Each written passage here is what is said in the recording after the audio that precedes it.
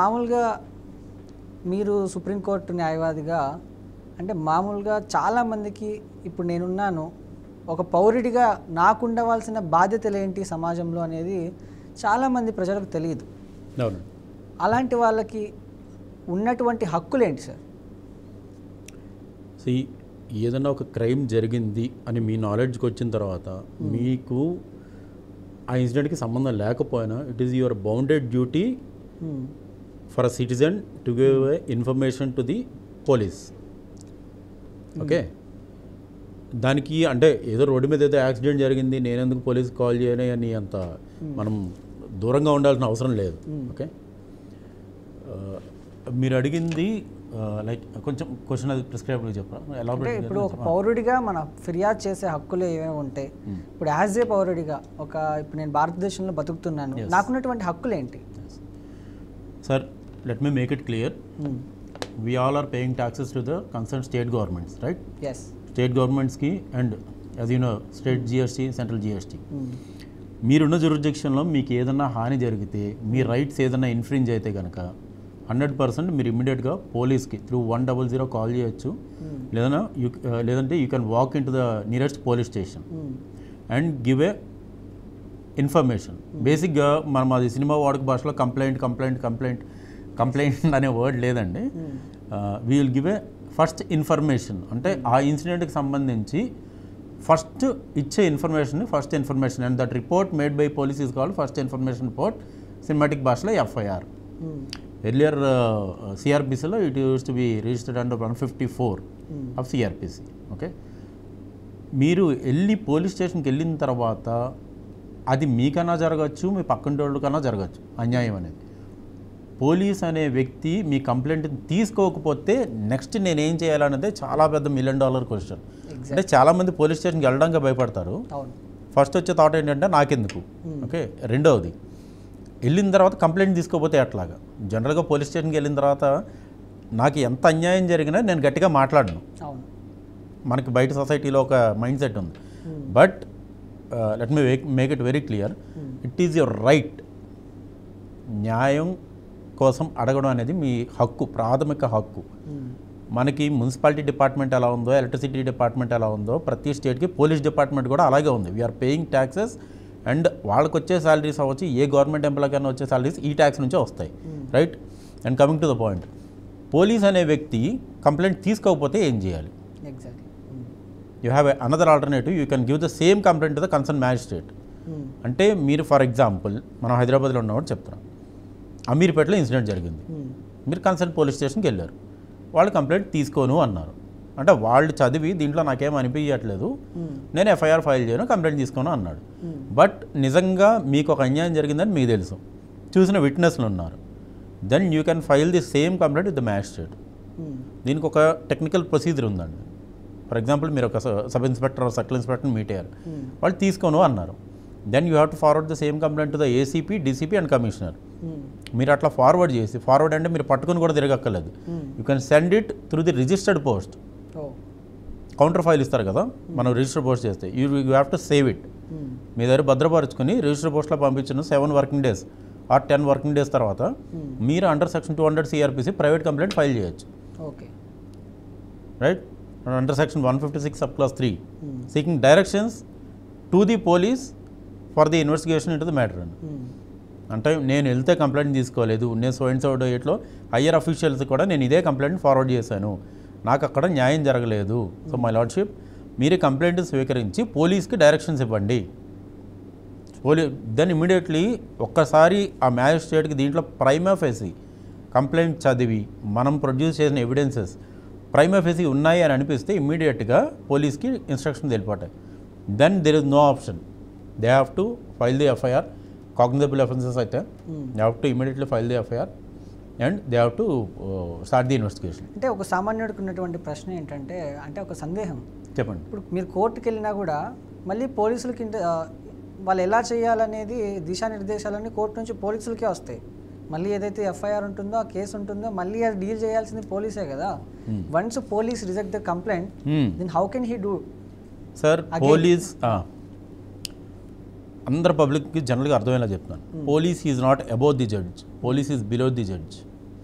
ఒక్కసారి మ్యాజిస్ట్రేట్ ఆ కంప్లైంట్ చదివి కంప్లైనెంట్ స్టేట్మెంట్ రికార్డ్ చేసుకున్న తర్వాత మ్యాజిస్ట్రేట్ నుంచి డైరెక్షన్స్ వచ్చాక నేను ఇన్వెస్టిగేట్ చేయను అనే రైట్ అయితే ఉండదండి, 100% ఉండదు. ఎందుకంటే police has to work in accordance with the law, prescribed by the law and with the directions of the court. ఇక్కడ ఆల్రెడీ ఇన్వెస్టిగేట్ చేయండి అని ఒక డైరెక్షన్ వచ్చిన తర్వాత నేను చెయ్యను అంటాం ఉండదు, రైట్? ఎందుకంటే మ్యాజిస్ట్రేట్ ప్రైమరీగా వాళ్ళకున్న జ్యుడిషియల్ మైండ్ అప్లై చేసి వాళ్ళకు వచ్చిన కంప్లైంట్ని పోలీస్కి ఫార్వర్డ్ చేశారు, రైట్? సో ఇంకా నాకు నచ్చినట్టు నేను బిహేవ్ చేస్తాను అనేదానికి ఉండదు అది. అంటే ఇప్పుడు పోలీస్ కంప్లైంట్ ఇచ్చారు, ఇఫ్ ఇన్ కేసు జడ్జి గారు చెప్పారు మీరు ఇలా చేయండి కంప్లైంట్ తీసుకోండి అని, కానీ ప్రొసీజర్ కానీ లేకపోతే అతను చేయాల్సిన విధి నిర్వహణ కానీ అందులో లోపాలు ఉన్నాయనుకోండి, అలాంటి సమయాల్లో పౌరుడిగా ఎలాంటి చర్యలు తీసుకోవాలంటారు? ఎక్సలెంట్. ఇప్పుడు నేను కంప్లైంట్ తీసుకెళ్తేనే పోలీస్ తీసుకోలేదు అని ఒక ఇది ఉంది కదా, ప్రిజంప్షన్ ఉంటుంది. ఓకే, అందుకే నేను కోర్టుకు వెళ్ళాను. మళ్ళీ అదే కంప్లైంట్ పోలీస్ స్టేషన్కి వచ్చింది, వాళ్ళు తీసుకోరు. But you know that you have telephone records ఉన్నాయి, రైట్? విట్నెసెస్ ఉన్నారు కదా, ఇమ్మీడియట్గా you can file A protest petition in the same court. ఆ ప్రొవిజన్ కూడా ఉంది. అంటే ఈ agency, investigating agency, so called the concern police SHO ప్రాపర్గా ఇన్వెస్టిగేట్ చేయట్లేదు. వై? నేను ఈ ఎవిడెన్సెస్ సో డేట్లో ఇచ్చాను, వాళ్ళు తీసుకోలేదు. That we call it as in simple way protest petition అని చెప్తాను. ప్రొటెస్ట్ పిటిషన్ ఫైల్ చేసి ఇన్వెస్టిగేషన్ అనేది ట్రాన్స్పరెన్సీగా జరగాలి అని చెప్పి we can ask for alternative also. అంటే ఈ ఐఓ కాకుండా వేరే ఐఓకి అలాట్ చేయండి కేసును కూడా అడిగే రైట్ ఎవ్రీ పబ్లిక్ ఉంది. కొన్ని సందర్భాల్లో మనం చూస్తూ ఉంటాము వెంకట్ గారు, ఎలాంటి అంటే సివిల్ కేసెస్ మామూలుగా ఇల్లుకు సంబంధించి కానీ లేకపోతే భూమికి సంబంధించినటువంటి కానీ ఆస్తికి సంబంధించినటువంటి విషయాల్లో అలాంటి సమస్యల్లో పోలీసులు అక్కడక్కడ ఇన్వాల్వ్ అవుతూ ఉంటారు. మామూలుగా సర్వే చేయడంలో కానీ లేకపోతే భూములు పంచుకోవడంలో వీళ్ళ ఇంటరాక్షన్ ఉండి ఒక సైడ్ ఉన్నటువంటి వ్యక్తులకి సపోర్ట్ చేయడం కానీ, ఇంకొన్ని విషయాలు అన్నదమ్ముల విషయాల్లో ఆస్తి పంపకాల్లో కొన్నిసార్లు, అన్ని సందర్భాల్లో కాదు కొన్ని సందర్భాల్లో పోలీసులు ఇన్వాల్వ్మెంట్ ఉంటుంది. అసలు సివిల్ వివాదాలలో పోలీసులు ఎంతవరకు జోక్యం చేసుకోవచ్చు అంటారు? వాళ్ళకి 0% ఉందండి. సివిల్ అనేది కంప్లీట్గా కోర్టు పర్వ్యూ. ఏ డిస్ప్యూట్ అన్నా సివిల్ ప్రాపర్టీస్కి సంబంధించి లేదా మనీ ఇష్యూస్కి సంబంధించి ఎరైజ్ అయితే 100% పోలీస్కి అయితే రైట్ లేదు. ఓకే, ఇన్ కేస్ అంటే ఈ మధ్య ల్యాండ్ వాల్యూస్ బాగా పెరిగిన తర్వాత అవుట్స్కట్స్లో చాలా ఇష్యూస్లో ఇన్వాల్వ్ అవుతున్నారు. అవ్వట్లేదు అని అంటే మనం చిన్నగా ఏం చెప్పక్కర్లేదు, గట్టిగానే చెప్పచ్చు. They are getting involved. ఎందుకంటే ఒకప్పుడు ఒక ఏకర్ 5,000 10,000 ఉంటున్నది, ఇప్పుడు క్రోర్స్లో వెళ్ళిపోయింది. 3 crores 5 crores 10 crores. So involve అయిన ఆఫీసర్స్ కూడా ఉన్నారు, చాలామంది ఉన్నారు. If any police is harassing you అంటే సివిల్, నేను నా బ్రదర్, నేను నా సిస్టర్, లేదు మా ఫ్యామిలీలో, లేదంటే మా నైబర్స్, మేము ఏదైనా ప్రాపర్టీకి సంబంధించిన డిస్ప్యూట్లో పోలీస్ ఇన్వాల్వ్ అవుతున్నారంటే they can directly file a petition in the honourable high court of the respective state, ఏదైనా ఆంధ్ర కానీ తెలంగాణ కానీ అక్కడ అండర్ సెక్షన్ 482 క్లియర్గా మెన్షన్ చేయొచ్చు పోలీస్ ఇన్వాల్వ్మెంట్ ఉంది అని, నాట్ టు ఇంటర్ఫియర్ అని ఆర్డర్ తీసుకోవచ్చు. సెక్షన్ 482 ఆఫ్ సిఆర్పిసి హైకోర్టులో ఆ ప్రొవిజన్ ఉంది. అండ్ పబ్లిక్లో ఉన్న చాలా పెద్ద మిత్ ఏంటంటే సార్, కోర్టుకి వెళ్ళాలి, హైకోర్టుకి వెళ్ళాలి అంటే మనకెందుకు అని అనుకుంటారు, రైట్? మీకు సొసైటీలో బీయింగ్ ఎ ట్యాక్స్ పేయర్స్ మీకు ఏ ప్రాబ్లం వచ్చినా ప్రతి కోర్టు కాంప్లెక్స్లోని ఫ్రీ లీగల్ ఎయిడ్ సర్వీస్ అని ఒకటి ఉంది. ఫస్ట్ అక్కడికి వెళ్ళి ధైర్యం చేయండి మీరు. నా అపీల్ టు ఎవ్రీ పబ్లిక్ అండి, ఎప్పుడైతే మేజర్గా ఈ ల్యాండ్స్కి వాల్యూస్ పెరిగిపోయినాయో, అంటే 100,000లో ఉండే ఏకర్ 5 crores 10 crores 50 crores వెళ్ళిపోయిందో, సో అది సివిల్ నేచర్ క్రిమినల్గా కన్వర్ట్ అయిపోతుంది. మీకు you have each and every right. మీరు కన్సర్న్ కోర్ట్ కాంప్లెక్స్కి ఫస్ట్ వెళ్ళి నాకు లీగల్ సర్వీసెస్ కావాలి, నాకు ఏమీ తెలియదు, నాకు ఇంత అన్యాయం జరిగింది అని మీరు ఒక్కసారి కోర్టు ప్రెమిసెస్కి వెళ్ళి ఫ్రీ లీగల్ సర్వీస్ అని ఉంటుంది, ఫ్రీ లీగల్ ఎయిడ్ అని, వాళ్ళ దగ్గరికి వెళ్ళి అప్రోచ్ అయితే వాళ్ళు కన్సర్న్ అడ్వకేట్ని అలాట్ చేస్తారు. If you can't pay your court fees also no problem, legal services authority చూసుకుంటుంది. అంటే చాలామంది సామాన్యులు ఏమనుకుంటారంటే, నేను డబ్బులు పెట్టుకుని ఒక అడ్వకేట్ని పెట్టుకున్నా కూడా పని జరగట్లేదు, ఫ్రీ లీగల్ ఎయిడ్ అసలు పని చేస్తుందా అనే ఒక అనుమానం ఉందండి. పని చేస్తుంది సార్. అసలు ఫ్రీ లీగల్ ఎయిడ్ దగ్గరికి వెళ్తున్న వాళ్ళు ఎంతమంది? గవర్నమెంట్ ఫ్రీ పథకాల గురించి వెయిట్ చేసే వాళ్ళు చాలామంది ఉన్నారు, కానీ అదే న్యాయం నాకు కావాలి, నా 10 ఎకరాల భూమి ఒకటి కబ్జా చేశాడు అంటే ఎంతమంది ఫ్రీ లీగల్ సర్వీస్ అవైల్ చేసుకోవడానికి వెళ్తున్నారు? పోనీ ఎంతమందికి తెలుసు పాపం? చెప్పేవాళ్ళు కూడా ఉండాలిగా. ఎస్, 100%లో నాకు తెలిసి 100 చాలా మంది తెలీదు, 30 మందికి కూడా తెలిసి ఉండదు. అంటే కోర్టు అంటే ఒకరిని అరెస్ట్ చేసి అక్కడ నుంచి తీసుకెళ్ళి జైల్లో పెడతారు అని దాన్ని ఒక నెగిటివ్ దీంట్లో క్రియేట్ చేసేసారు. ఎస్, కొంతపాటు మూవీస్ ఉంది, వెబ్ సిరీస్ ఉంది, అన్నింటిలో ఉంది. కానీ బట్ మీకు ఒక్కసారి మీరు ట్యాక్స్ పేయర్ అయితే ఇండియాలో జ్యుడిషియల్ సిస్టమ్ మీకోసం వర్క్ చేయడానికి 24/7 ఉంది. 24/7 ఉందండి. Even supreme court is working till midnight కొన్ని కేసెస్లో. బట్ నేను వెళ్ళాలి కదా, నేను ఇంట్లో కూర్చొని నేను దేవుడికి దండం పెట్టుకుని అరే నాకేం తెలీదు అంటే ఇప్పుడు ఈరోజు నేను ఎక్స్ప్లెయిన్ చేస్తున్నాను. ఎంతమంది అయితే అగ్రీ అవుతారో, ఎంతమందికి ఇబ్బంది ఉందో, న్యాయ సహాయం కావాలి, నాకేమీ తెలియదు అని అనుకునే వాళ్ళు కన్సర్న్ మీది ఏ పోలీస్ స్టేషన్లోకి వస్తుంది, అక్కడ కన్సర్న్ కోర్టు ఏముంది, రైట్? ఆ కోర్టు దగ్గరికి వెళ్ళి సార్ నాకేం తెలియదండి, ఇది నా ఇష్యూ అని చెప్తే వాళ్ళే మీకు ఫ్రీగా ఒక అడ్వకేట్ని ఎంగేజ్ చేస్తారు. అయితే వెంకట్ గారు మనతో మాట్లాడేందుకు కాలర్ అయితే ఉన్నారు, సాగర్ గారు హైదరాబాద్ నుంచి. సాగర్ గారు నమస్కారం అండి. హలో సార్, నమస్తే. చెప్పండి, సమస్య ఏంటండి? ఇది ఒక డౌట్ ఉందండి. ఇప్పుడు ఒక రెసిడెన్షియల్ అసోసియేషన్ మీద కంప్లైంట్ ఇవ్వాలంటే వాళ్ళు ఏమైనా ఒక హెరాస్మెంట్ చేసినా, ఒక బుల్లింగ్ చేసినా, సో ఇది ఎవరిని అప్రోచ్ అవ్వాలంటారు? Sir hello. హలో సార్ వినిపిస్తుందండి నేను చెప్పేది? వినిపిస్తుంది. ఓకేనండి. హెరాస్మెంట్ అంటే వాట్ కైండ్ ఆఫ్ హెరాస్మెంట్ అండి? అది కొంచెం మీరు ఎలాబరేటెడ్గా చెప్తే నేను గైడ్ చేయగలుగుతాను. అంటే థ్రెటన్ చేయడం, లైక్ ఇట్లాగా వాటర్ డిస్కనెక్ట్ చేయడం, ఈవెన్ దో మనకి మెయింటెనెన్స్ రెగ్యులర్గా పే చేస్తున్నా కానీ ఇట్లా పవర్ కట్ చేయడం, వాటర్ కనెక్షన్స్ ఆపేయడం, అంటే వాటర్ ఆపేయడం, సో ఇట్లా ఏ హెల్ప్ చేయకపోవడం, ఈవెన్ దో వాళ్ళ డ్యూటీ అయినా, సో ఇట్లా చేస్తున్నప్పుడు ఇది పోలీస్కి అప్రోచ్ అవ్వచ్చా? ఒకవేళ అప్రోచ్ అయితే వాళ్ళు ఇది సివిల్ కేసు అని ఏమైనా పక్కన పెట్టేస్తారా? Sir if there is a mental cruelty, police ఇది సివిల్ కేసు అనే రైట్ పోలీసు కూడా ఉండదండి. ఓకే, ఫిజికల్ హెరాస్మెంట్ మీరు వెళ్తున్నప్పుడు ఫర్ ఎగ్జాంపుల్ మీ వేకి వాళ్ళు అబ్స్ట్రక్ట్ చేస్తున్నారు, ఇంటెన్షనల్గా మీకు దారి ఇవ్వట్లేదు, అలాగంటే మీకు వచ్చే ప్రొవిజన్స్ని కట్ చేస్తున్నారు అంటే మీరు పోలీస్ని అప్రోచ్ అవ్వచ్చు అండి. But you should have a proper evidences అండి. అంటే వేగ్గా మనం మాటలతో చెప్తే నమ్మరు కదా, so you should have a clear evidences. Hello వినిపిస్తుందా అండి?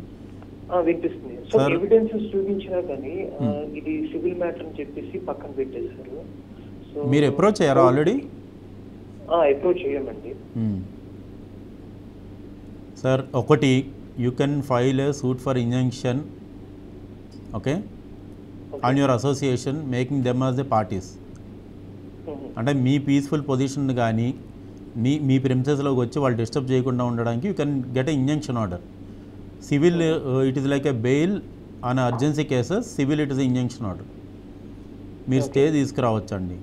అంటే ఫర్ ఎగ్జాంపుల్ మీ ల్యాండ్లోకి వేరే వాళ్ళు ఎంటర్ అయితే ఎలాగ ఇంజంక్షన్ తెచ్చుకుంటారు, ఇక్కడ కూడా మీరు లీగల్ ఓనర్ అయితే మీ ఫ్లాట్కి సంబంధించి, because you also have a equal right on the undivided share portion కానీ కామన్ ఏరియాస్లో కానీ మీకు కూడా మీ కో ఓనర్స్తో ఎలా ఉంటుందో మీకు కూడా ఈక్వల్ రైట్ ఉంటుంది. సో మీ రైట్స్ అక్కడ ఇన్ఫ్రింజ్ అవుతున్నట్టే. అంటే మీరు ఆ ప్యాసేజ్లోంచి వెళ్ళడానికి వాళ్ళు పర్మిట్ చేయకపోయినా రైట్, అక్కడ మీ రైట్ ఇన్ఫ్రింజ్ అవుతున్నట్టు. You can file A suit civil, me rights infringe అవుతున్నట్టు అండి. ఇది కామన్ ఏరియాస్ కూడా మీరు యాడ్ చేస్తే మీరు బిల్డర్కి అమౌంట్ ఇచ్చి పర్చేజ్ చేస్తారు, right? 25% of the common area అంటారు. Common area includes balcony and corridor and everything, walkways. So దాంట్లో కూడా మీకు ఈక్వల్ షేర్ ఉంటుంది, రైట్? సో మిమ్మల్ని అక్కడ పాస్ అవ్వనివ్వకుండా అంటే మిమ్మల్ని అక్కడ యూజ్ చేసుకోనివ్వకుండా వాళ్ళు యాక్ట్ చేస్తున్నారు అంటే immediately you can file a suit for injunction అండి ఇన్ ద సివిల్ కోర్ట్.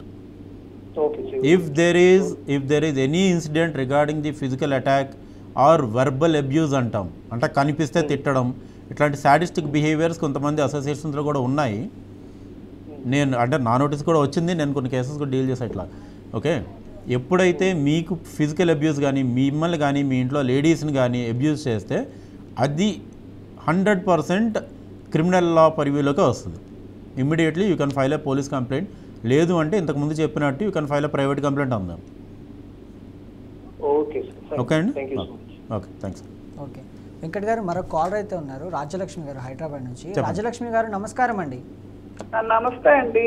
చెప్పండి సమస్య. అది నాకు భూమి ఉంటే అతను నాది కాదు అని చెప్పేసి పొలం దున్నుకొని దానిలో 65 years వేప చెట్టు కొట్టేసి నువ్వే నాకు డబ్బులు ఇవ్వాలి అని చెప్పి అదే డబ్బులు అదే పొలం కూడా ఎవరికి ఇవ్వకుండా అడ్డం పడ్డాడండి.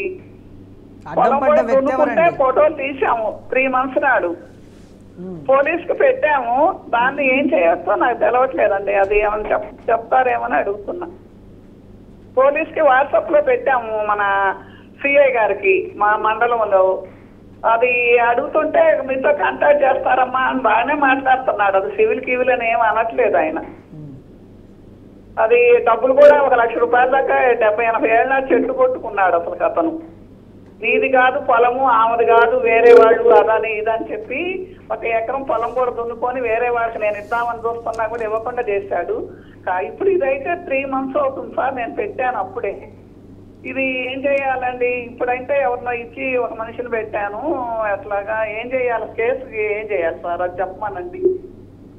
ఇది ఎక్కడమ్మా పొలం? ఎక్కడ మీది? ఇది గుంటూరు జిల్లా అమరావతి మండలం అండి. గుంటూరు జిల్లా అమరావతి మండలం. ఈ మధ్య ఆ ఏరియా నుంచి కూడా ఎటువంటి చాలా వస్తున్నాయి. ఓకే, నవ్వుతున్నారు, అది చెప్పగానే నవ్వుతున్నారు. గుంటూరు ఈ మధ్య దానికి బాగా ఫేమస్ అయిపోయింది అమరావతి జోన్. ఓకే అమ్మా, ఒక విషయం చెప్తా వినండి అమ్మా.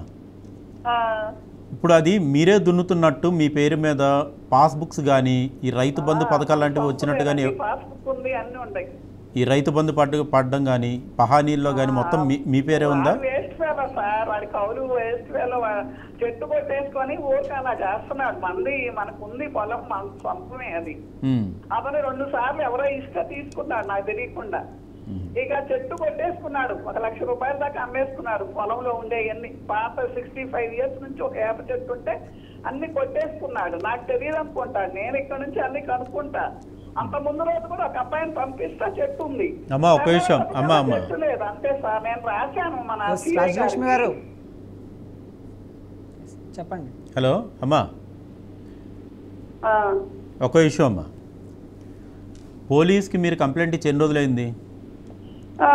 అది 27వ తారీఖు ఇచ్చానండి, మేలో చివర. ఓకే, సో ఇప్పటి వరకు మీకు పోలీస్ స్టేషన్ నుంచి అయితే మీ కాల్ రాలేదా? నేను చేస్తుంటే మాట్లాడుతున్నారు, మీతో ఆయన టచ్ లో ఉంటాడమ్మా అది ఇది పంపించారు, కనుక్కున్నారు. ఊళ్ళో వాళ్ళ ద్వారా కూడా వచ్చింది. ఇక నాకు ఏంటంటే ఏం చేయాలో తెలియదు, ఎంత పడితే ఏం బాగోదు అన్నట్టు అప్పుడప్పుడు అడిగితే మీరు మీకు ఒక సలహా ఇస్తాను. గుంటూరు జిల్లా కోర్ట్ కాంప్లెక్స్లో ఫ్రీ లీగల్ సర్వీస్ ఎయిడ్ అని ఒకటి ఉంటుంది. ప్రతి కోర్టు కాంప్లెక్స్లోనూ. ఇది పల్నాడుకి వస్తుంది సార్. తలనొప్పి కాదమ్మా, Palnadu. Okay, Palnadu court complex ఏదైతే ఉందో కోర్టు కాంప్లెక్స్లో మీరు అక్కడ అడ్వకేట్ బార్ అసోసియేషన్ దగ్గరికి వెళ్ళి ఫ్రీ లీగల్ ఎయిడ్ సర్వీస్ ఎక్కడా అని అడగండి. ఏ లాయర్ అన్నా మీకు హెల్ప్ చేస్తారు ముందుకు వచ్చి. మొత్తం మీరు చెప్తే అక్కడ పల్నాడు బార్ అసోసియేషన్లో ఉన్న ఏ అడ్వకేట్ అన్నా సరే మీతో వచ్చి పోలీస్ స్టేషన్కి వచ్చి పర్టికులర్గా ఏం జరిగింది, ఎఫ్ఐఆర్ ఎందుకు ఫైల్ చేయలేదని ఎంక్వైరీ చేసి మీకు అప్డేట్ ఇన్ఫర్మేషన్ ఇస్తారమ్మా. అంటే కాదమ్మా, ఇక్కడ ఇది ఏం జరిగిందో ఎగ్జాక్ట్గా తెలియకుండా మీరు ఎస్పీకి ఏమని రాస్తారు? అందుకే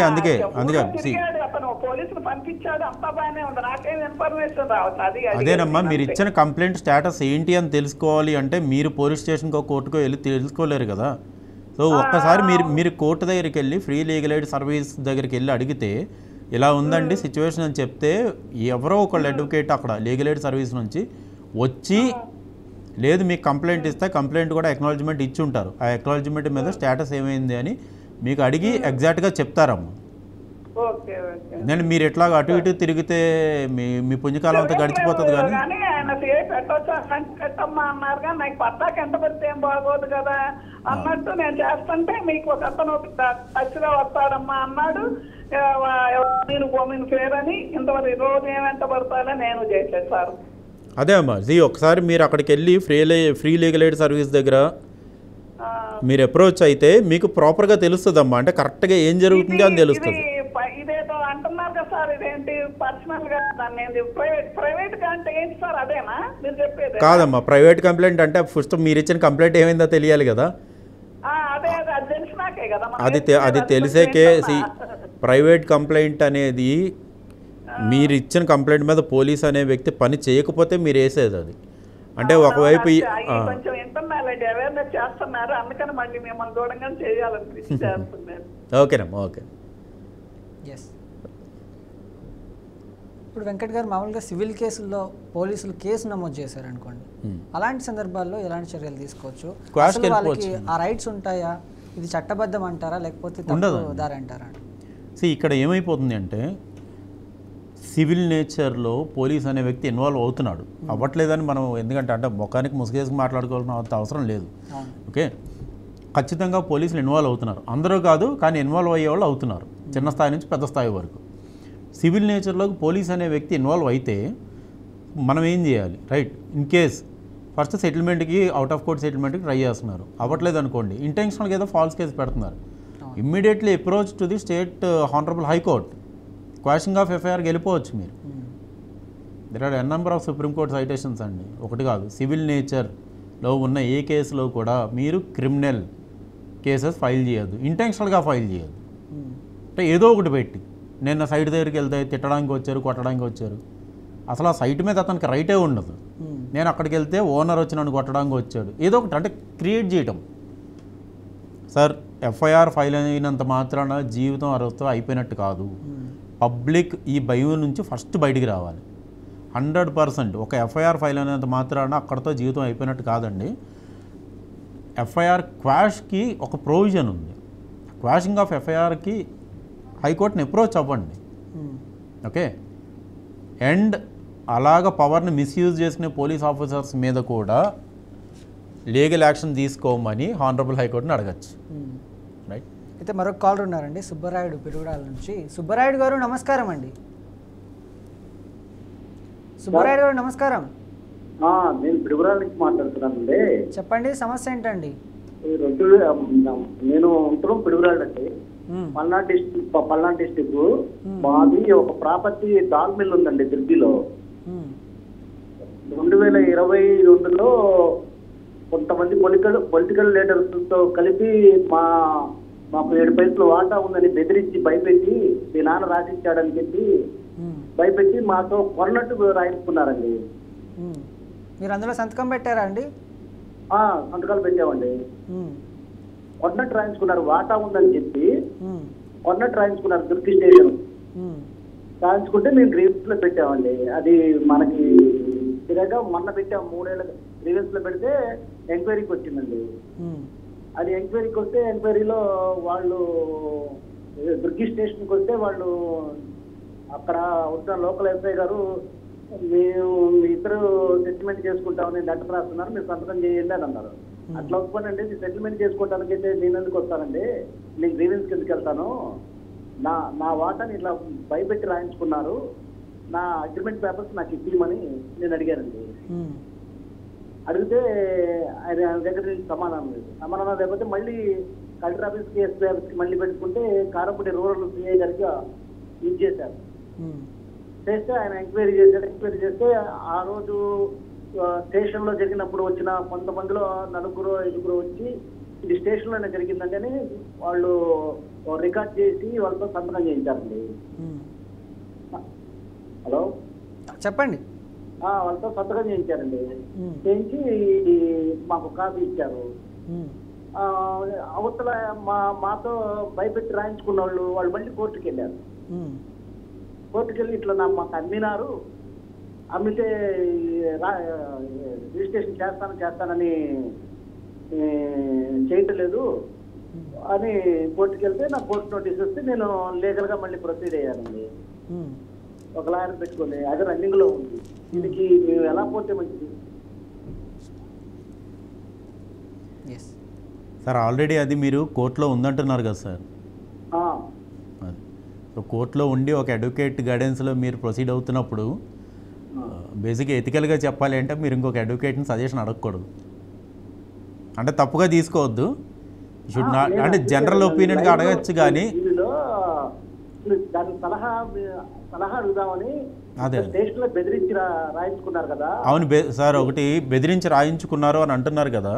సో మీతో ఎవరైతే రాయించుకున్నారో వాళ్ళు మీకు ఫైనాన్స్ అంటే అమౌంట్ ఎలా ఇచ్చారని కూడా ఎక్స్ప్లెయిన్ చేయాల్సి ఉంటుంది, రైట్? అంటే క్యాష్ ఇచ్చామా, ఎంత క్యాష్ ఇచ్చామని రాశారు దాంట్లో. ఒకవేళ క్యాష్ ఇస్తే క్యాష్ 5 లక్షలు క్యాష్ ఇచ్చినట్టు 5 లక్షలకు అమ్మినట్టు రాయించుకున్నారండి. మాదే మీ నాన్నగారు వాటా ఉందని మా నాన్నగారికి రాసిచ్చారు. రాసిస్తే అప్పుడు మేము మీకు చూసుకోలేదు. 2000 సంవత్సరం అండి అది. సార్ అది 2022లో స్టేషన్కి ఒక కొంతమంది పొలిటికల్ లీడర్లతో భయపెట్టి అది ఆ ఓల్డ్ అగ్రిమెంట్ ని తీసేసి కొత్తగా మాకు 6.5 పైసా వాటా ఉంది డాల్ మిల్లులోని కొత్తగా అమ్మినట్టు రాయించుకున్నారు 5 లక్షలు. అదే అర్థమైంది సార్. ఇప్పుడు వాళ్ళు అమ్మినట్టు రాయించుకుంటే ఆ కన్సిడరేషన్ అమౌంట్ అనేది మీకు ఎలా ట్రాన్స్ఫర్ అయింది, మీరు ఎలా తీసుకున్నారు? ఇన్కేస్ క్యాష్ అదే తీసుకోలేదు, కరెక్టే. ఇది క్రిమినల్ నేచరే కదా. సో వాళ్ళు సార్ మీరు ప్రాపర్టీ ₹1,00,00,000 అమ్మారు అని ఎదుటి వ్యక్తి అన్నా ఆ ₹1,00,00,000 మీ చేతికి వస్తేనే అది వ్యాలిడ్ ట్రాన్సాక్షన్ కింద కన్సిడర్ చేయబడుతుంది. ఇన్ కేస్ మీరు సబ్ రిజిస్ట్రార్కి వెళ్ళి అక్కడ మీరు అమౌంట్ ట్రాన్సాక్షన్ జరగకుండా అమ్మేశారు అని ఇచ్చేసినా సరే దానికి చెల్లుబాటు ఉండదు. అంటే నేను హై అండ్ లీగల్ టెర్మినాలజీ వాడట్లేదు కావాలని, అందరికీ అర్థం కాదని. అర్థమైందా అండి? సో మీరు ఆల్రెడీ కేసు ఫైల్ చేశారు అన్నారు కాబట్టి ఆ కేసు స్టేటస్ ఏంటో తెలిస్తే చెప్పొచ్చండి. అది ఆల్రెడీ ఇక్కడ 2 ఇష్యూస్. ఒకటి మీకు విట్నెసెస్ ఉన్నారు అని చెప్తున్నారు, రెండవది అమౌంట్ మీకు రాలేదు అని చెప్తున్నారు, మూడవది ఆల్రెడీ మీరు లీగల్గా ప్రొసీడ్ అవుతున్నాము అని చెప్తున్నారు. దీంట్లో without seeing A document being a professional నేను అడ్వైజ్ ఇవ్వకూడదు. అది అంటే వెంకట్ గారు, మనం ముందు నుంచి అంటే షో స్టార్టింగ్ దగ్గర నుంచి మనము ప్రతిరోజు చెప్పేది ఏంటంటే ఏదైనా సమస్య ఉండి ఒక అడ్వకేట్ దగ్గరికి మీరు వెళ్తున్నారు అంటే అడ్వకేట్ ఎలాంటి అంటే అతని బ్యాక్గ్రౌండ్ ఏంటి, ఇదివరకు ఇలాంటి కేసులు డీల్ చేస్తున్నారా, లేకపోతే ఎన్ని కేసులు చేశారు, అందులో సక్సెస్ రేట్ ఎంత ఉంది, ఇవన్నీ చూసుకొని ఒక మంచి అడ్వకేట్ని ఎన్నుకోండి అని ప్రతిసారి చెప్తాం ఈ షో ద్వారా. కానీ ప్రేక్షకులు కొంతమంది ఏంటంటే తెలియక ఈ అడ్వకేట్ని పడితే అడ్వకేట్ దగ్గరికి వెళ్ళేసి అంటే వాళ్ళకి అడ్వకేట్లు ఏం చేస్తున్నారో కూడా తెలియదు. వన్స్ అడ్వకేట్ దగ్గరికి వెళ్ళిన తర్వాత అతను ఆ కేసులో పురోగతి ఏంటి, దాన్ని ఆయన ఎలా ఛేదిస్తున్నాడు, ఇవన్నీ పట్టించుకోరు. అప్పచెప్పేసామా అయిపోయిందా అన్నట్లుంటారు. అలాంటి సందర్భాలు ఇలాంటి డౌట్లు వస్తూ ఉంటాయి. అంటే వాళ్ళ ఆయన కాలర్ ఆయన అడగడం తప్పు కాదు. అంటే నన్ను ఆపే ఒకే ఒక బౌండరీ ఇండెప్త్గా చెప్పడానికి ఒక అడ్వకేట్ ఆన్ రికార్డ్ ఉన్నప్పుడు నేను టెక్నికల్గా గైడెన్స్ ఇవ్వకూడదని. దానివల్ల ఒకే ఒక డ్యామేజ్ చెప్తా, his mind will get influenced. రేపొద్దు నేను ఫైల్ చూడకుండా నేను వేగ్గా చెప్పకూడదు. అతను ఏమనుకుంటారంటే నేను కాల్ చేసి మాట్లాడాను, ఆయన పెద్ద అడ్వకేట్ ఏమో, ఆయన ఏంటి ఇలా చెప్పారు. గ్రౌండ్ రియాలిటీ నాకు ఎప్పుడు తెలుసు, ఫైల్ చూస్తేనే కదా తెలిసేది. బట్ మీరు అన్నది కరెక్టే, ప్రొఫెషనల్ అకౌంటబిలిటీ అనేది మా అడ్వకేట్స్లోనే కాదు అన్ని ప్రొఫెషన్స్లోనే ఉండాలి. క్లయింట్ వచ్చినప్పుడు ఏం జరుగుతుంది చెప్పాలి, because they are not lawyers. They are lawyers, they don't come to us, right? Accountability ఉండాలి, అందరు ప్రొఫెషనల్ అడ్వకేట్స్లోనే ఉందండి అది. I don't say that nobody is explaining the case and it works out in vice versa. Client yada raja tada praja atla. Okay. So ఇప్పుడు ఒకరు తప్పుడు ఫిర్యాదు ఇచ్చారనుకోండి, ఇప్పుడు నేనున్నాను, నా మీద ఒకరు తప్పుడు ఫిర్యాదు ఇచ్చారు, ఇప్పుడు నన్ను నేను రక్షించుకోవడానికి దానికి వ్యతిరేకంగా పోరాడడానికి నాకున్నటువంటి రక్షణ హక్కులు ఏంటండి? Sir, one thing, if you strongly believe that a false case has been implicated on you, you can approach police అంటే ఒక గవర్నమెంట్కి డైరెక్షన్ ఇచ్చే రైట్ హైకోర్టుగా ఉంది. Immediately you can approach the honourable high court and get a order from not to arrest. నేను quash అని చెప్పట్లేదు, first నన్ను arrest చేయొద్దు, we call it as anticipatory bail. Criminal matters అయితే చాలా సందర్భాల్లో చూస్తూ ఉంటాం, అంటే భార్యాభర్తల గొడవల్లో కానీ లేకపోతే పక్కింటి వాళ్ళతో కానీ కొన్ని సందర్భాల్లో ఎలా అంటే తప్పుడు కేసులు అనేవి చాలా ఎక్కువ. ఈ రోజుల్లో చెప్పాలంటే తప్పుడు కేసులు ఎక్కువ అయిపోయాయి, నిజమైన కేసులు తక్కువ ఉన్నాయి, తప్పుడు కేసులు ఎక్కువ. సో వాళ్ళకి ఎలాంటి రక్షణలు ఉంటాయి? అదే చెప్తున్నాను కదా, they have the right to protect them self. Honourable హైకోర్టుకి అప్రోచ్ అయ్యి first they can apply for anticipatory bail. Anticipatory bail ఏంటంటే నాట్ టు అరెస్ట్, అంటే పోలీస్ రిసీవ్ చేసిన కంప్లైంట్ మీద యాక్షన్ తీసుకోవద్దు అని, right? It will not give a stay on all the proceedings on the investigation or legal proceedings. ఏం చెప్తుంది అంటే ఈ వ్యక్తిని అరెస్ట్ చేయకు, ఇతని ఫండమెంటల్ రైట్స్ నువ్వు ఇన్ఫ్లుయెన్స్ చేయకు, అతను స్వేచ్ఛగా తిరగని, నువ్వు ఎప్పుడు కావాలంటే అప్పుడు ఆ వ్యక్తి వచ్చి నీ దగ్గర అపీర్ అవుతాడు. Anticipatory bail without condition, whether అది హైకోర్టే కాదండి, సెషన్స్ కోర్టులో కూడా అప్లై చేసుకోవచ్చు. అంటే ప్రతిదీ హైకోర్టు అంటే పెద్దదిగా కనపడుతుంది, నేను వెళ్ళగలనా లేదు. You can apply in sessions court also. Sessions judge of the power to grant the anticipatory bail. If అతను కన్విన్స్ కాకపోతే నెక్స్ట్ హైకోర్టుకి అప్రోచ్ అవ్వచ్చు, హైరార్కీ ఆఫ్ ది కోర్ట్స్ చూసుకుంటే. Not to arrest, first me fundamental rights అంటే నేను innocent అని నేను prove చేసుకోవాలంటే ఫస్ట్ నేను బయట స్వేచ్ఛగా తిరగగలగాలి, నా సైడ్ నేను ఎఫర్ట్ పెట్టి ఎవిడెన్సెస్ కలెక్ట్ చేసుకోవాలి అంటే రైట్ యాంటిసిపేటరీ బెయిల్కి అప్లై చేసుకోవచ్చు అండి. అదే చెప్తున్నాను, ఇదే రాంగ్ కేసెస్ పెడితే you have a beautiful weapon called quashing of FIR అండి. ఓకే, క్వాష్కి వెళ్ళిపోదాం అంటే దానికి గ్రౌండ్స్ కూడా సపోర్ట్ చేయాలి. If you strongly believe that you are very innocent, నేను ఏ తప్పు చేయకుండా నా వైఫ్ తప్పుడు కేసు పెట్టింది, అయితే నా గర్ల్ ఫ్రెండ్ ఒక తప్పుడు కేసు పెట్టింది, అయితే మా ఇంట్లో వ్యక్తులు మగ వ్యక్తులు నా మీద తప్పుడు కేసు పెట్టారు, ఎవరన్నా అంటే నేను జెండర్ డిస్క్రిమినేషన్ చెప్పట్లేదు కానీ ఎగ్జాంపుల్గా చెప్తున్నాను, ఎవరన్నా సరే they can approach the honourable high court. Quash చేసే right only honourable high court of the స్టేట్స్కే ఉంటుందండి, సెషన్స్ కోర్ట్ జడ్జెస్కి ఉండదు, అంటే వాళ్ళ జ్యూరిస్డిక్షన్ కాదు అది. అట్లా మరొక కాలర్ ఉన్నారండి, సత్యనారాయణ గారు రంగారెడ్డి నుంచి. సత్యనారాయణ గారు నమస్కారం అండి. సత్యనారాయణ గారు నమస్కారం. నమస్కారం సార్. మీరు టీవీ చూస్తున్నట్లున్నారు, టీవీ సౌండ్ మ్యూట్లో పెట్టండి, లేకపోతే టీవీకి దూరంగా వచ్చి మాట్లాడండి. ఓకే సార్, దూరం ఉన్నా సార్. చెప్పండి, సమస్య ఏంటండి? సమస్య ఏం లేదు సార్, మా ఫ్యామిలీ మ్యాటర్ సార్, చిన్నది. చెప్పండి. అయితే నాకు 28 తారీఖు 10 నెల 2024 మా ఫాదర్ ఒక ఒప్పందం పక్కన రాయిస్తుంది నాకు. అయితే నాకు 4 ఇల్లు ఉంటుంది సార్, మాకు 4 ఇల్లు ఉంటుంది, 2 ఎకరాల పొలం ఉంటుంది, అట్లాంటి ల్యాండ్. అయితే నాకు ఈ డేట్ నాడు నాకు 2 రూములు ఇస్తూ రాయిస్తుంది సార్. ఇప్పుడు ఇయ్యమంటే ఇస్తారు సార్, నాకు నా మీద జులుం చేస్తుండు, కొట్టని కోస్తుండు, ఇల్లు బాగా మీద అంటుండు. ఎట్లా సార్ దీనికి పరిష్కారం సార్? సత్యనారాయణ గారు సార్ నమస్తే సార్. నమస్తే అండి. ఇప్పుడు అది రాసి ఇచ్చారు అంటున్నారు కదా, అంటే మామూలుగా రాసి ఇచ్చారా, అదేమన్నా సబ్ రిజిస్ట్రార్ ఆఫీస్కి వెళ్ళి పార్టీషన్ చేసేసారా అన్నదమ్ముల మధ్యలో? సార్ మా ఫాదర్ బానిసలు రాసింది సార్ నాకు ఒప్పంద పత్రం. అది కరెక్టే, ఒప్పంద పత్రం అంటే మీకు షేర్ ఇస్తున్నాను రాసి ఇచ్చారు. అంతే సార్. ఓకే, దాని మీద మీ ఫ్యామిలీ మెంబర్స్ మిగతా వాళ్ళందరూ సంతకం పెట్టారా విట్నెస్గా? Okay sir, sarpanch sir, sarpanch ఉప sarpanch village members 2 sir. Okay Satyanarayana garu, ఇప్పుడు అది మీ తండ్రి గారి కష్టార్జితం అండి? మా తాత సార్ అది. మీ తాతగారిది. ఓకే, ఇప్పుడు అది ఎవరి పేరు మీద ఉంది ఇల్లు? మీ నాన్నగారి పేరు మీద ఉందా? మా నాన్న పేరు sir. So as a hierarchy మీ నాన్నగారు తదనంతరం మీ అన్నదమ్ములకు కానీ అక్క చెల్లెలు కానీ ఎంతమంది ఉంటే వాళ్ళకి ఈక్వల్ షేర్ వస్తుందండి. ఏదండి ఇల్లు మనకి ఇల్లు వస్తుందండి, మీరు అది పార్టీషన్కి ఫైల్ చేసుకోవాల్సి ఉంటుంది. అయినా మీ తండ్రి గారి తర్వాత మీకు వస్తుందండి, అది ఎంజాయ్ చేసే రైట్ మీ తండ్రి గారు ఉన్నంతసేపు మీ తండ్రి గారిదే, మీ తండ్రి గారి తదనంతరం మీకు, తర్వాత అలాగా జనరేషన్ టు జనరేషన్ పాస్ అవుతుంది. అది నేను ప్రజెంట్లీ రెంట్కున్నా సార్, బయట ఉన్న ఇంట్లో కూడా సార్ నేను ప్రజెంట్లీ. కరెక్టేనండి, మీకున్న హక్కు మీ అన్నదమ్ములకి మీ అక్క చెల్లెళ్ళకి మీ తండ్రి గారికి కూడా కలిపే ఉంటుంది. ఇప్పుడు మా తమ్ముడు ఇట్లే ఉంటారు, మళ్ళీ నేను ఒక్కనే బయట ఉన్నా. మిమ్మల్ని ఒక్కరిని బయటికి పంపించారా? నేను ఒక్కనే బయట సార్, నా పెళ్లి కాలం ముందు బయట 92 నుంచి బయటనే ఉంది సార్. 92 నుంచి ఒక 2018 వరకు హైదరాబాద్ సార్. ఆగేరు వచ్చి మన విలేజ్కి వచ్చి 10 సంవత్సరాలు సార్. 10 సంవత్సరాల నుంచి బయట రెండుగా ఒక రోడ్ భావించున్నాను సార్. 10 సంవత్సరాల నుంచి బయట ఉంటున్నారు? బయట ఊళ్ళో, సొంత ఊళ్ళో బయట కిరాయికి ఉన్నారు సార్. బయట కిరాయికి ఉంటున్నారు. మీ తమ్ముడు అయితే అక్కడే ఉంటున్నారు? మా తమ్ముడు ఇట్లనే ఉండు, మా నాయన ఇట్లే ఉండు. మా చెల్లె వాళ్ళ పెళ్ళి అయిపోయినాయి, వాళ్ళ పిల్లలు అయిపోయి అందరూ అయిపోయారు. ఇప్పుడు నా పిల్లలు కూడా పెళ్ళి అయిపోయాయి సార్. నా పిల్లల పెళ్ళి కూడా బిడ్డ పెళ్ళి అయిపోయినాయి, ఒక అబ్బాయి అన్నాడు. మీకు రావాల్సిన వాటా ఏదైతే ఉంటుందో మీ తండ్రి గారి తదనంతరం, హలో సార్, మీ తండ్రి గారు తదనంతరం మీకు అది హక్కుగా వస్తుందండి. వారసత్వపు ఆస్తి అంటాం.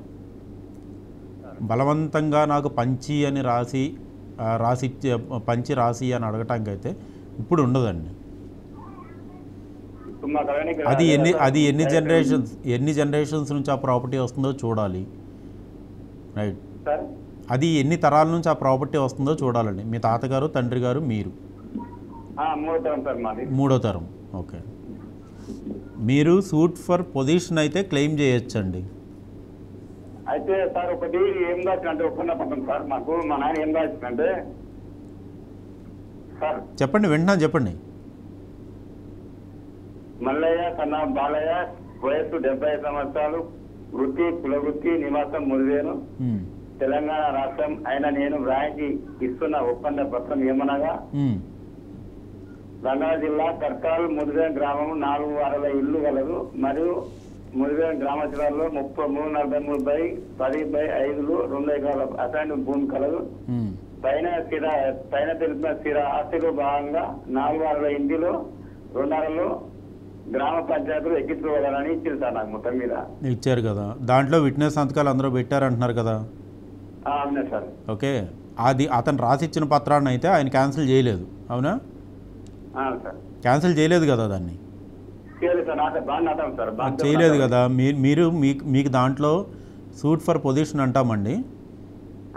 సూట్ ఫర్ పొజిషన్కి ఈ డాక్యుమెంట్ని బేస్ చేసుకుని మీరు కోర్టుని అప్రోచ్ అవ్వచ్చు. ఇంకొకటి చిన్న హెల్ప్ సార్. అయితే మా ఫాదర్ ఏం చేసిందంటే మీరు గ్రామ పంచాయతీ ఎక్కించుకోవాలని చెప్పింది సార్. అయితే నేను ఆల్రెడీ గ్రామ పంచాయతీలో నేను స్థలం కట్టి నా పేరు మీద నాకు ఒక పేపర్ ఇచ్చేది సార్, గ్రామ పంచాయతీ సెక్రటరీ. ఓకే, అయితే మనకు ఇంకో 2000 ఇంకొంచెం అమౌంట్ వస్తే మనకు డోర్ నెంబర్ టెక్స్ట్ పేపర్ ఇస్తా అని చెప్పింది సార్. మొత్తం మీద మనకు ఇప్పుడు ఈ రత్నాంతా తీసుకోవచ్చా లేకపోతే ఎక్కువ అడుగుతా సార్? నేను తీసుకోవచ్చండి, కట్నగానే తీసుకోవచ్చు. ఫస్ట్ మీకు ఎక్కడైతే పొజిషన్ లేదని ఒక ప్రాపర్టీ గురించి చెప్తున్నారు కదా, దాంట్లో ఆల్రెడీ మీ తండ్రి గారే మీ తాతగారి ఆస్తి నుంచి మీ తండ్రి గారు నా కొడుక్కి ఈ వాటా ఇస్తున్నాను, ఈ షేర్ ఇస్తున్నాను రాసి ఇచ్చారు కాబట్టి ఫస్ట్ పొజిషన్ క్లెయిమ్ చేసుకోవచ్చు మీరు. అదే అంటున్నానండి, కోర్టు నుంచి మీకు దాంట్లో ఉండే హక్కు ఉంది. ఎందుకంటే తాతల ఆస్తి అమ్ముకునే హక్కు అన్నది తర్వాత వస్తుంది, ఉండే హక్కు అయితే ఉంటుంది. అదే చెప్తున్నాను, అమ్ముకునే హక్కు గురించి తర్వాత మాట్లాడదాం. ఇప్పుడు ఉండడానికైతే ఖచ్చితంగా అది మీ తండ్రి గారు మీకు అది వాటా రాసిచ్చిన తర్వాత 100% మీరు అందులో ఉండొచ్చు. అదే మీ తాతల ఆస్తి కాకుండా మీ తండ్రి గారి స్వార్జితం కష్టార్జితం అయితే ఒక రకంగా చెప్పాలి అంటే అతను దయాదాక్షిణ్యాలు ఇంకా మిమ్మల్ని ఉండనివ్వరా అని. ఎందుకంటే అది కష్టార్జితం కాబట్టి. కాకపోతే ఇక్కడ మీ తాతల ఆస్తి అంటున్నారు కాబట్టి అతను రాసిచ్చిన ఒప్పంద పత్రం పట్టుకొని మీరు కోర్టు నుంచి ఆర్డర్ ఫర్ పొజిషన్ తీసుకోవచ్చు.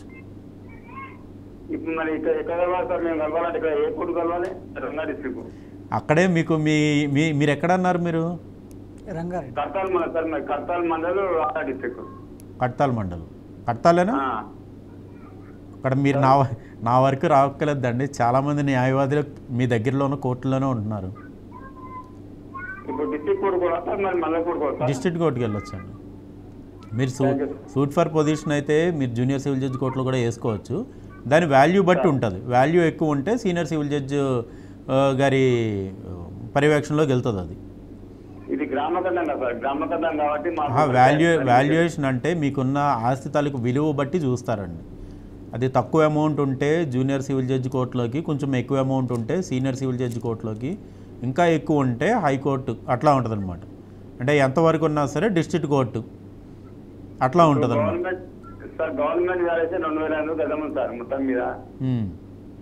మీరు అక్కడ జూనియర్ సివిల్ జడ్జి కోర్టు వారిని అప్రోచ్ అవ్వచ్చండి.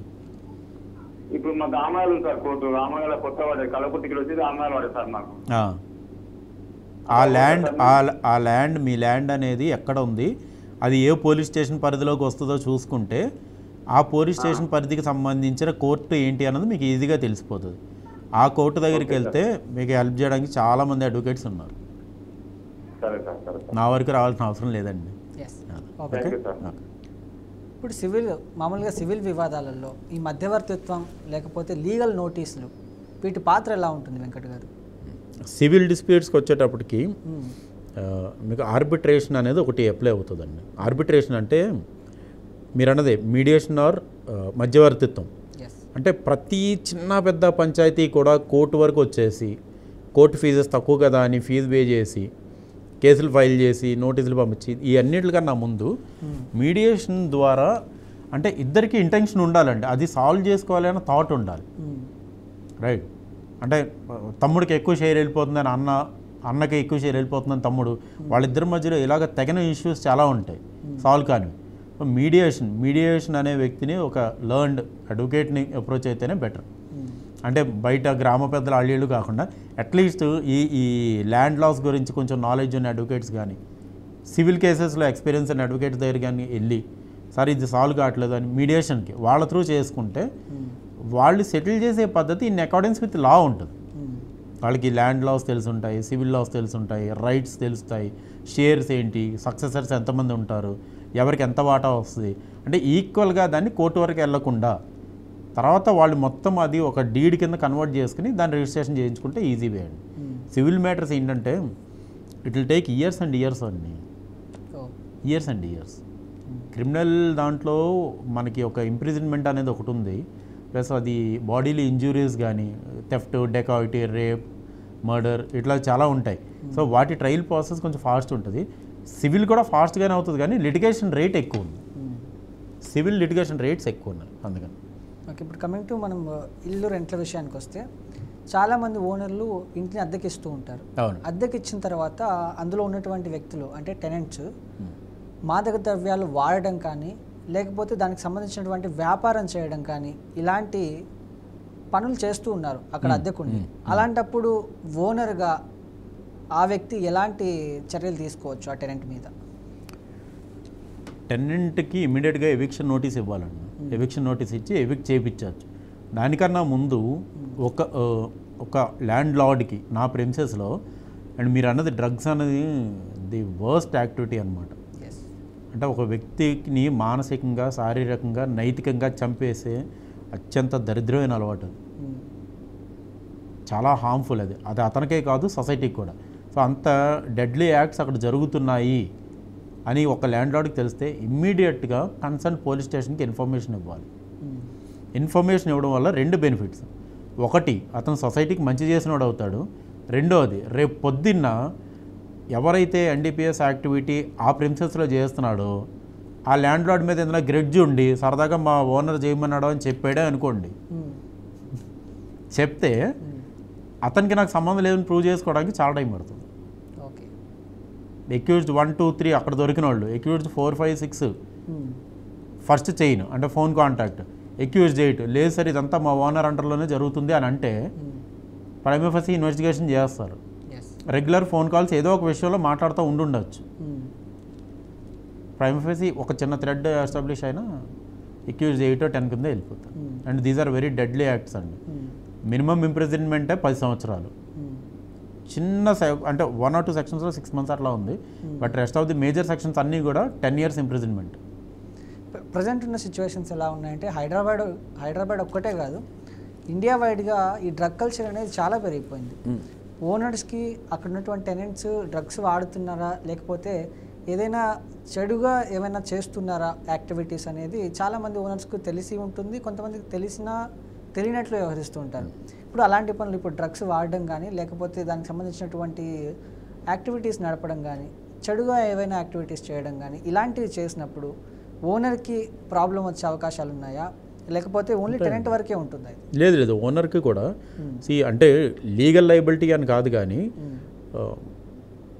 ఇన్ కేస్ ఒక ప్రెమిసెస్లో జరిగిందనుకోండి, the investigating officer has the power to seize that property.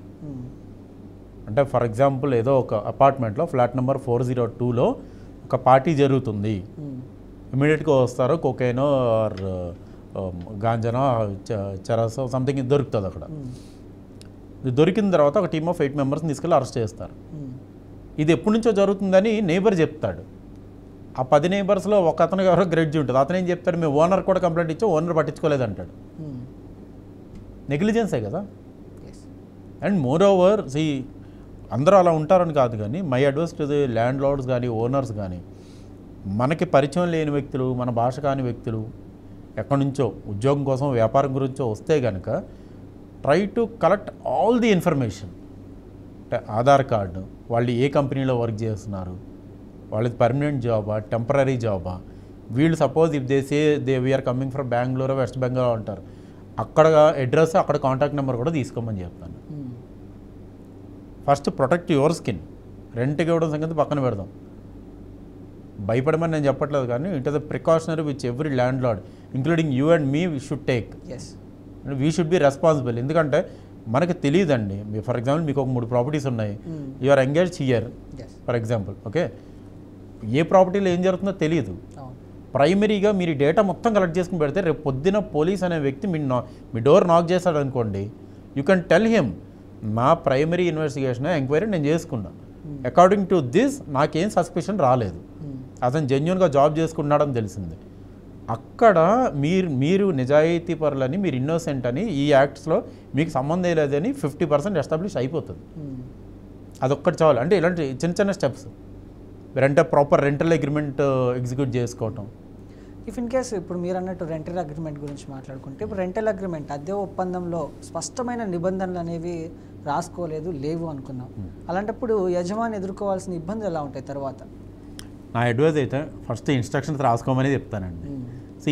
అది సివిల్ కాంట్రాక్ట్. రెంటల్ అగ్రిమెంట్ అంటే సివిల్ కాంట్రాక్ట్. సివిల్ కాంట్రాక్ట్లో ఏ కండిషన్స్ పెట్టుకుంటామో అవే సుప్రీం. ఓకే, సో పెట్టుకోకపోతే మాత్రం యూ విల్ బి లయబుల్.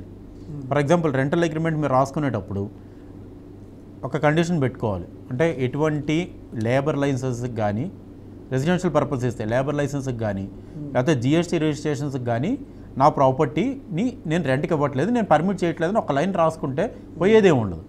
అది రాసుకోలేదు అనుకోండి, మీరు రెంటల్ అగ్రిమెంట్లో అబ్జెక్షన్ చెప్పలేదు కదా, అతను లేబర్ లైసెన్స్ తీసుకుంటాడు, మీరు ఎక్కడో బెంగళూరులో ఉంటారు, ప్రాపర్టీ హైదరాబాద్లో ఉంది, ఇక్కడ నడిపిస్తాడు, దాని మీద ఏమన్నా మళ్ళీ అదే రైట్స్ జరుగుతాయి, వాళ్ళు వచ్చి ప్రాపర్టీ సీజ్ చేస్తారు, మిమ్మల్ని మీరు అట్లా ప్రొటెక్ట్ చేసుకుంటారు. ప్రొటెక్షన్ అనేది మనం క్రియేట్ చేసుకోవాలి ఫస్ట్. ఇప్పుడు ఒక ఇంట్లో, అద్దెకిచ్చిన ఇంట్లో టెనెంట్ ఉంటున్నాడు, అతను డ్రగ్స్ వాడుతున్నాడు అని ఓనర్కి తెలిసింది, అతని మీద ఎలాంటి ఫిర్యాదు ఇవ్వాలి, ఎలాంటి సెక్షన్ల కింద కంప్లైంట్ ఇస్తే మంచిదంటారు? సెక్షన్ ఏం లేదు, మనం ఈ కాన్సెప్ట్ ఫస్ట్ మాట్లాడుకునేది రైట్స్ ఆఫ్ ఎ సివిలియన్. ఒక నోన్ కాగ్నిజబుల్ అఫెన్స్ అంటే అక్కడ ఒక చట్ట వ్యతిరేకమైన కార్యకలాపాలు జరుగుతున్నాయి అన్నప్పుడు ఇమ్మీడియట్గా call to 100. Immediately call to 100.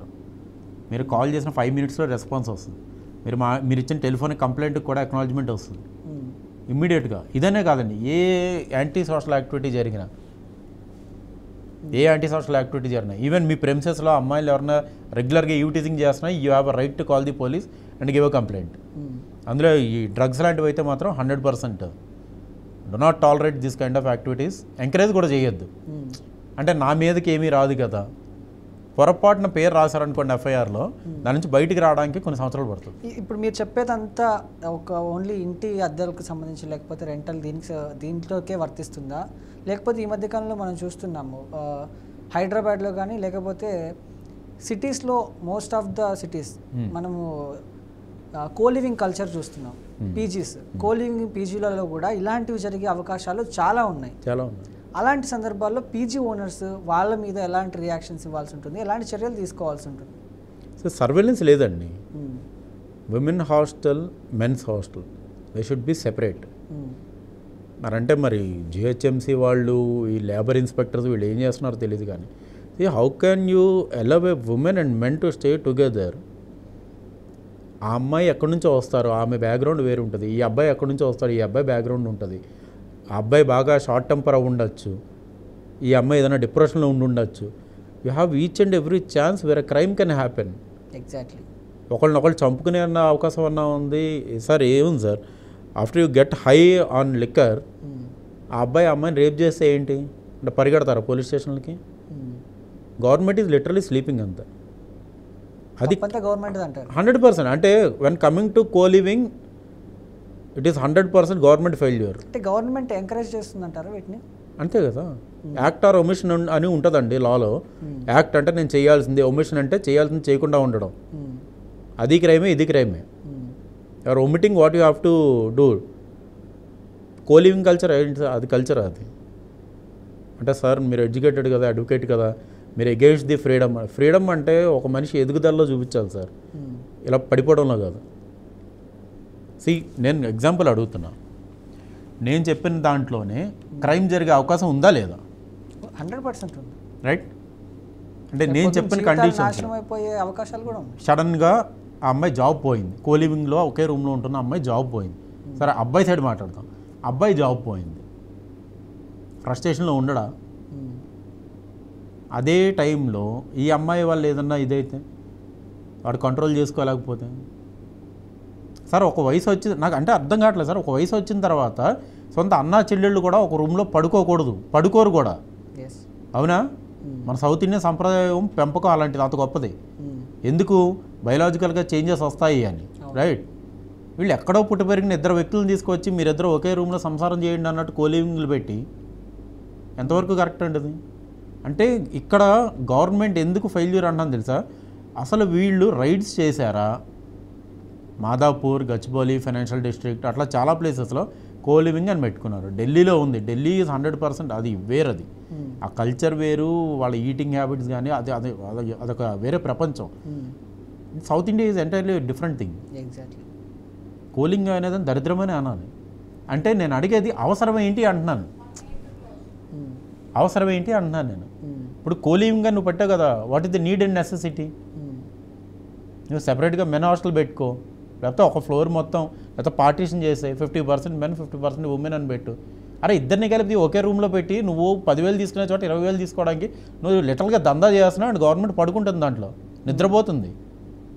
Need ఉండాలి కదా. ఇప్పుడు పీజీ అనేది ఒక నీడ్. ఎందుకు? వేరే ఊరు నుంచి వచ్చిన పిల్లలు చదువుకోవడానికి నీడ్ ఉంది కాబట్టి అక్కడ ఒక ఫెసిలిటీ అనేది పుట్టింది. రైట్. ఇక్కడ నీడే ఉంది కోలివింగ్కి, అవునా కదా? ఎగ్జాక్ట్లీ. గవర్నమెంట్ ఫంక్షన్ చేస్తే చాలా మటు క్రైమ్ తగ్గుతుంది, అంటే ఎలాంటి ఇష్యూస్లో. అవును. ఇప్పుడు ఫైనల్గా మీరేం చెప్తారండి? అంటే ఇప్పుడు డ్రగ్స్ విషయంలో కావచ్చు, లేకపోతే రెంట్స్ విషయంలో కావచ్చు, లేకపోతే పోలీసుల నిర్లక్ష్యం కానీ, ఫిర్యాదుల సమయంలో కానీ, లేకపోతే సివిల్ కేసుల్లో పోలీసుల ఇన్వాల్వ్మెంట్ కానీ, వీటన్నింటిపైన ఫైనల్గా ప్రేక్షకులకి మీరేం చెప్తారండి? సార్, ఒక వ్యక్తి మన భారతదేశంలో పుట్టిన నిమిషం నుంచి అతనికి భారత రాజ్యాంగం ఇచ్చిన హక్కు, రైట్ టు జస్టిస్ అని, right to do their own business అని, అట్లా కొన్ని ఫండమెంటల్ రైట్స్ వచ్చినాయి. దాంట్లో రైట్ టు జస్టిస్ అనేది ప్రైమరీ ఉంటుంది. ఏం జరిగినా, నాకు జరిగినా, నా కొత్తగా పుట్టిన కొడుక్కి జరిగినా సరే, okay, it is your legal responsibility and right to approach the courts అండి. దయచేసి నా సజెషన్ ఏంటి అంటే, కోర్ట్స్ అనేదాన్ని న్యాయ వ్యవస్థని ఒక దయ్యంలాగా భూతంలా చూడకండి. ఎవడో సినిమాలో 4 డైలాగులు రాశాడు కదా అని కోర్టులో న్యాయం జరగదు అంటే, ఆ రాసినవాడు ఏ రోజు కోర్టుకి వెళ్ళి ఉండడు, ఏ రోజు ఒక లా కానీ ఒక యాక్ట్ కానీ చదివి ఉండడు. ప్రతి కోర్టులోని ఫ్రీ లీగల్ ఎయిడ్ ఉంది సార్. అది మీకు కంటికి కనిపించిన దైవంలా కాపాడుతూనే ఉంటుంది. కానీ నేను దండం పెడితేనే కదా దేవుడన్న వరం ఇచ్చేది. Simple concept. అంటే ఎందుకన్నా నేను సింప్లిఫై చేసి చెప్పలేకపోతున్నాను. రైట్. బీ రెస్పాన్సిబుల్ సిటిజన్స్ అండి. Thank you so much Venkat గారు. మీ విలువైన సమయాన్ని మా బీఆర్కే ప్రేక్షకుల కోసం కేటాయించి వాళ్ళకున్నటువంటి సలహాలు, సందేహాలు, సూచనలు ఇచ్చినందుకు చాలా చాలా ధన్యవాదాలు. సో సమస్య ఏదైనా అది సివిల్ వివాదమా, లేక పోలీస్ జోక్యమా, లేక డ్రగ్స్ లాంటి సామాజిక శాపమా, చట్టం ఎప్పుడూ మనతోనే ఉంటుంది. కానీ ఒక షరతు ఉంది, మనం మన హక్కులను తెలుసుకొని వాటిని వినియోగించుకోవాలి. ఫిర్యాదు చేయడం మన హక్కు, న్యాయం పొందడం కూడా మన హక్కే, చట్టాన్ని పాటించడం కూడా మన బాధ్యత. ఇళ్లల్లోకి డ్రగ్స్ దూరినా లేక వివాదాల్లో పోలీసులు తప్పుగా జోక్యం చేసుకున్నా మనం న్యాయాన్ని ఆశ్రయించాలి, కానీ నిస్సహాయంగా మౌనంగా ఉండకూడదు. ఈరోజు చర్చ ద్వారా ప్రతి ఒక్కరికి స్పష్టమైన సందేశం, లేక చట్టం ఎప్పుడూ బలహీనతలను పక్షాన నిలుస్తుంది, కానీ దానికి తలుపు తట్టగల ధైర్యం మనదే కావాలి. ఇక మీ మీదట మీ ఇల్లు కానీ, మీ హక్కులు కానీ, మీ భవిష్యత్తు ఇవన్నీ రక్షించుకోవడమా లేక కోల్పోవడమా అన్నది మీ అవగాహన మీద ఆధారపడి ఉంటుంది. చట్టం చెబుతోంది, అవగాహన కలిగి పౌరుడు ఎప్పుడూ శక్తివంతుడు. మీరు కూడా ఆ శక్తివంతుల్లో ఒకరు కావాలని బీఆర్కే న్యాయవేదిక తరపున మేము కోరుకుంటున్నాం. అండ్ ఇది ఈనాటి బీఆర్కే న్యాయవేదిక ఎపిసోడ్. మళ్ళీ వచ్చే ఎపిసోడ్లో మళ్ళీ కలుసుకుందాం. అంతవరకు చూస్తూనే ఉండండి బీఆర్కే న్యూస్, తెలుగోడి సత్తా.